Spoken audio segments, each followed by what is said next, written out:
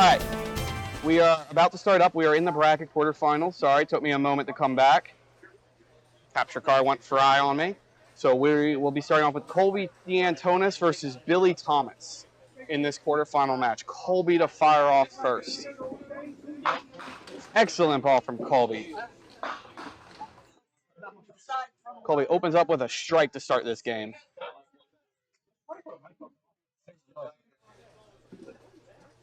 Here I'm trying to get stuff done, and Nick's talking his mouth off. Yeah, talking ball, bowling industry. Which people know I can talk bowling people's ear off.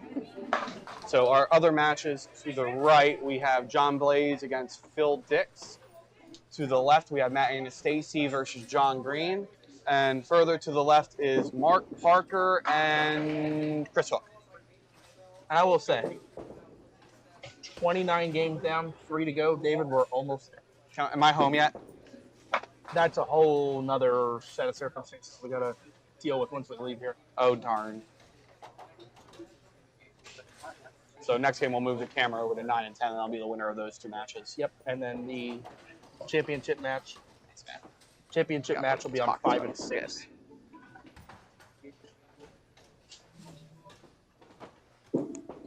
Remember to hold my mic and not leave it under my neck. Might be 24 now, but that problem still persists.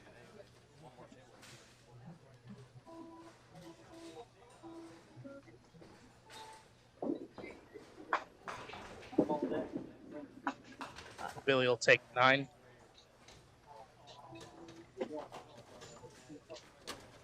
I didn't quite hear who was high seed out of Mark Parker. Mac Parker. He's one of the 2 Northerners out there left? Yes. Puts it in the pocket. Pocket in the pocket. It was the last few days we're going to keep running those jokes. Yeah. I don't even think we've gotten enough of them. This is Billy Thomas. A little heavy. That's a good break on a high and tight. Billy, when we were talking about styles that you would wonder if they would struggle at Highland Bowl, Billy is actually one that I would be concerned about the ball bouncing on him and losing the control, but he is maybe taking a little bit of loft off of it, and he's adjusted to the break. See him walk that one right over. Yeah, the only thing I was worried about Billy here was the approaches here are a little slick, and he's usually someone who benefits more from pretty tacky surfaces. Mm-hmm. Well, he's bowling now, so he's well adjusted. If you remember his winning performance at Southwest, he encountered an approach issue and was able to switch to a plant, basically. Colby for the double. Oh, yeah. Huge ball. Billy Thomas is actually not impressed by Colby's opening double. He's seen it how many times before, and everyone at home, how many times have you seen Colby throw a double that pure? Also sounds like they were both in the same division, I believe. So Colby going for his first DPBA star. He does have 2 on the Pop Witten Tour. Colby with a 2nd place on the Men's Pro Tour. He actually came 2nd in the inaugural Duckpins River broadcast all the way back in the ancient days of September 2021. Triple? Now, through the middle, 25 in the first. I believe he was bowler of the year last year, wasn't he? I wouldn't have any reason to dispute that. Like, if you told me Matt Kruger was the bowler of the year at one point, I'd be like, oh, yeah, of course. He probably was going away. Colby just going to go object here. Up 43 in the second to 19 plus.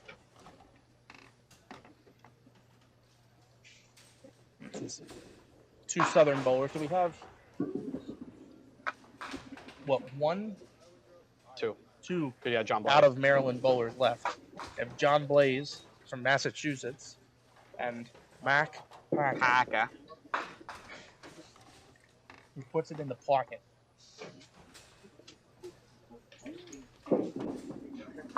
Billy finds the pocket. Good ball.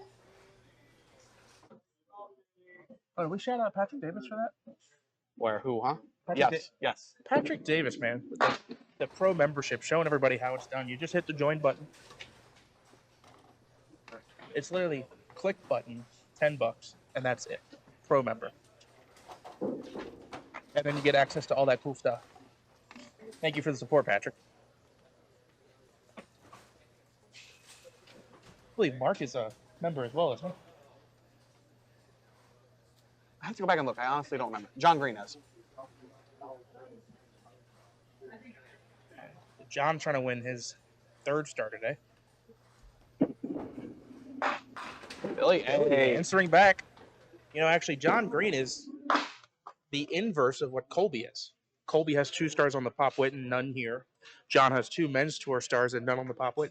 John doesn't have a Pop Witten star? I don't believe so. How? Colby to answer. Oh, he does. yes. You betcha. One of those keys to Highland Bowl, getting the ball down into the lane and forward rotation. Still likely to be a little bit behind Billy. Billy sitting on 2 counts, down 4. Will be close to a level game and can add pressure to Billy's fill shot if Colby gets another one here, whether it's a strike or even a spare.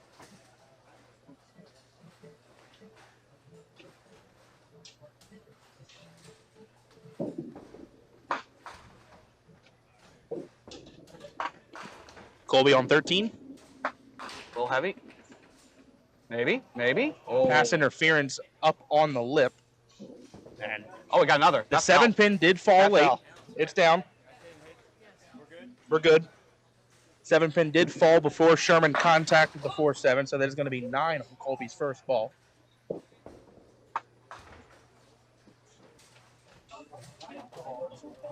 Yep. That's a tip. And maybe a good thing that 7-pin wasn't there because Colby would not have hit it. So while we don't thank Colby for letting it spin, we thank him for hurrying up. 7-pin fell just in time. 4-pin barely falls, 83 plus at the half, and Colby looking at being in the 90s at the half and potentially trailing. Susan Steve Dreyer did not make it. Billy for the triple. Gotta get there. He gets the Taylor Swift count, the 22. Actually has him trailing after 3, 53 to 51.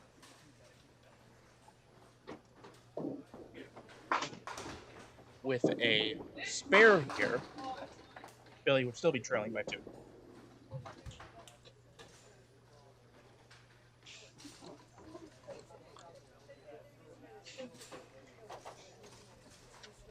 Important count ball. That's a good count. 8. Billy will be trailing by single digits and a hit with 77 to 79 at the half. Billy's open frame in the first was a 8 split. I'm trying to recall what split that was.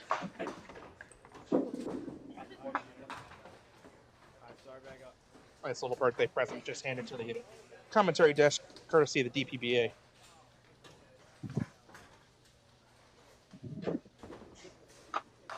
Says I finished 24th.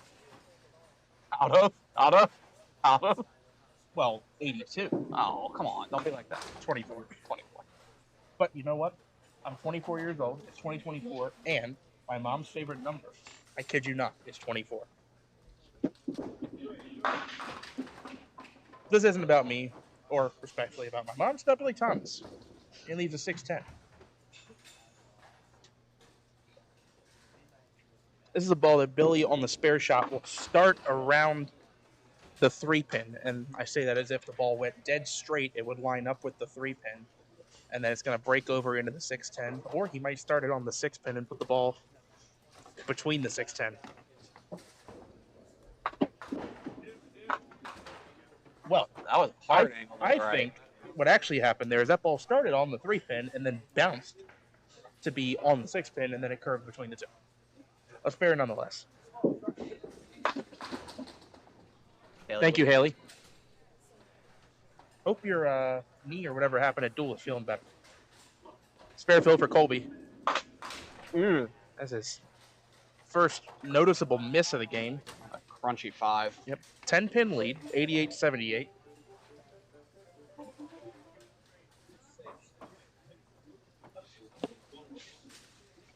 leave this here.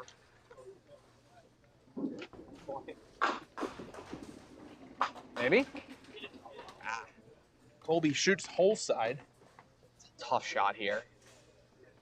Yeah, although, again, I say this is a house that it is better conversion chances shooting the hole side than I think your average house. Yes, that I will say. Say like Pinland.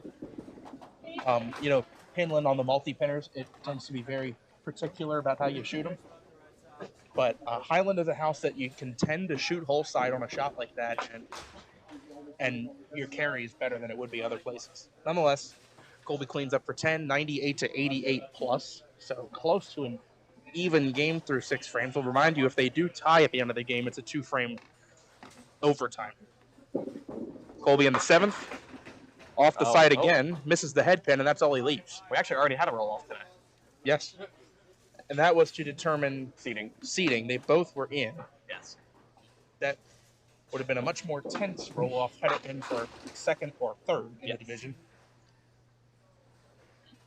You don't expect Colby to miss this one. I'd say he probably shoots this one about 95%. Come on, Nick. You knew the moment you said that was going to happen. That's all on you. Announcer's curse.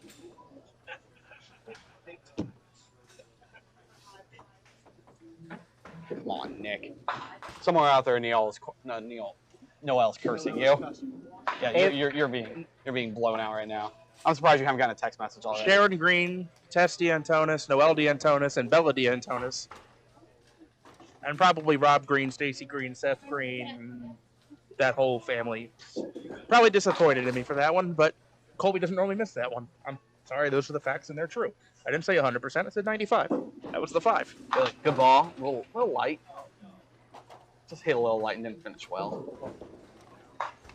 That 8 split would hurt a little more if Colby made the spare, but since he didn't, Billy can go 1-1 here, and he's only trailing by 2 pins.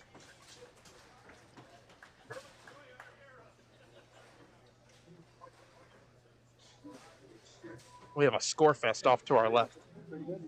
That match on 9 and 10 against Matt and Stacy against John Green. That's on 7 and 8, excuse me. That is a score fest.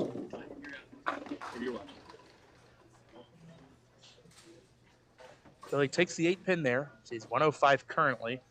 If he picks up the 7, it's 106, and he's trailing by 2.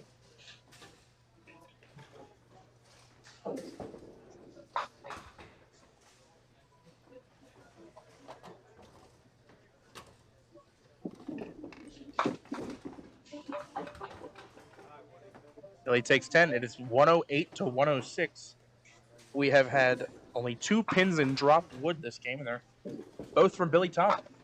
How interesting is that? So, had we had an all-wood game from both bowlers, we'd be tied at 108. Even both bowlers are on a double. It's been a tight game the whole way. Right. Well, and there's been some low counts in there. There's 2 count on a double, 5 count on a double for Colby. He had a 5 count on a spare. Right. 8th frame for Billy. On 13, that's a solid 10. Is it going to go? It'll stand.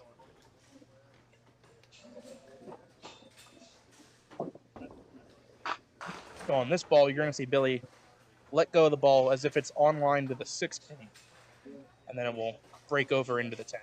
What'd you say last time? That's what he's trying to do, okay, Dave? What he's trying to do. Just trying to illustrate it for the folks at home. Oh, no. Dave, I'm going to let you call the spare shots the rest of the game. How about you just... You can just call the spare shots the rest of the game. How about that? Yeah, Sorry. I couldn't tell whether that came out of his hand badly or that took an ugly bounce on me. It kind of looked like a little both. It might have been both.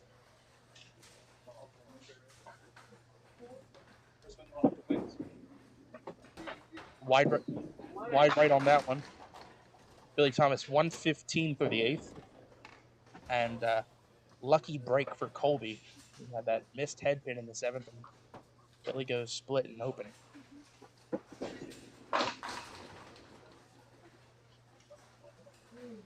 See if Colby can capitalize here. 8th frame. He pulled that. I could tell off his hand. Clay was trying to really set that ball down and yanked it. This is another 5 count for Colby. It's actually his third First ball, 5 count. He's got 3 5 counts, 3 strikes, 8 count, and a 9 count. But that is Colby's first converted 5 count of the game. We'll watch it again. He shoots hole side, which is how you would normally shoot that shot anyway. And now he moves to the foundation 9th frame on lane 13 with a 3-pin lead and the all-important hit. Colby, with a good fill here, can make it more than a 1-mark separation between him and Billy. In the pocket. A fair break. I thought he had leaked it a little bit, but it actually did hit pretty well. That's why I think it's a fair break, because 5-7 or 7-8 is a possibility there. Just leaves the 8-pin. 127 to 115 is big pins. That gives Colby a 12-pin lead. Can protect that with a spare here. No. Colby actually went to, if you notice, Colby ball change there to shoot the single. Different ball than he used for the head pin shot in the 7th frame. But same mistake, just missing it right. Misses it right again. Drops a pin. 136 in the 9th for Colby. $20. $20 from Billy Thomas will be a 1-pin game. I don't know what that shot was. It was fancy. Yeah. Billy in the 9th. Off the side. Now we're going to need a runner. Well, they won't have to go far. Oh, the sweep didn't reach it. Man. I don't think 2 sweeps are going to reach that one. A score fest is still scoring, isn't it? Yes. John with Green with an 8th, 9th double puts himself down 14 and up a hit headed to the 10th. Both bowlers on hits, by the way. Yes. John's on a double hit and Matt and Stacy on a spare conversion. Split conversion, excuse me. Walt Brooks turns around the last score fest over there. Yeah. Lots of popcorn. Just as a little statistical reminder, the highest combined score in a singles match on Duck Pins Forever, 380. Bruce Smith with 199 and Colton Goo 181. That was last year at Mount Airy and the Pop Witten Tour, and it was for the Star. While we're waiting for the match. Get out of here. Replay it. See if they see it. Ladies and gentlemen, look left side, lane 7. Watch the pins. On a double, that is a 7-9. That is 7-9, no deadwood. That is gross. That gets the crowd buzzing. Everybody out of their seats on that one. Meanwhile, an important spare conversion for Billy. Yeah, I don't think they can see it. Nah. No, they couldn't see the 9-pin, but they could see the 7. That is absolutely disgusting. Well, LT's trying to throw the ball. All right, this is actually a very important ball for Billy Thomas here. He needs a mark here in the 10th, and he wants a full count. Again, a strike on this ball is a 1-pin match.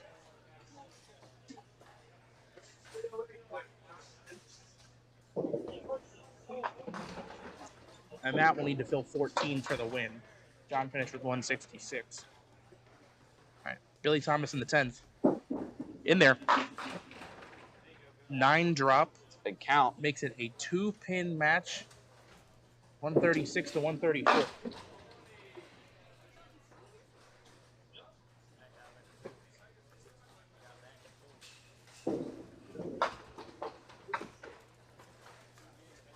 Billy, this is a must.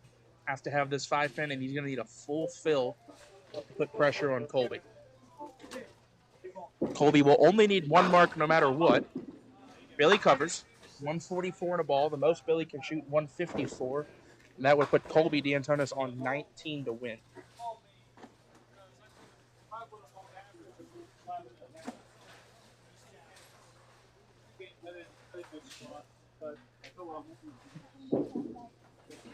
Combined score of that match on 7 and 8. 349. Couldn't really see it well. Couldn't see it well. 349 as Matt and Stacy wins 183 to 166. Billy Thomas's fill. Good ball. Big 9, 10. How about all 10?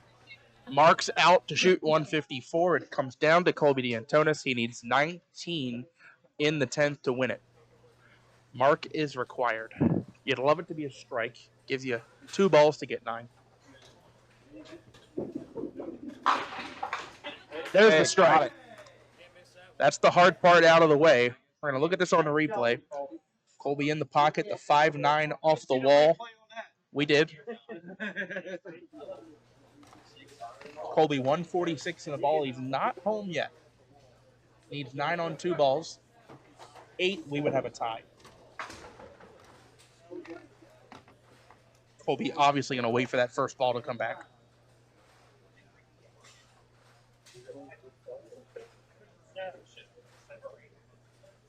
All right. Very important ball here. Colby looking for 9 or better to win it. How about all 10? Bangy says. Reads the rule book, misses a single in the 9th, comes back with 2 haymakers in the 10th to advance to the semifinals. And it looks like he will face off against, I believe that's going to be Phil Dix. Yes. Phil Dix.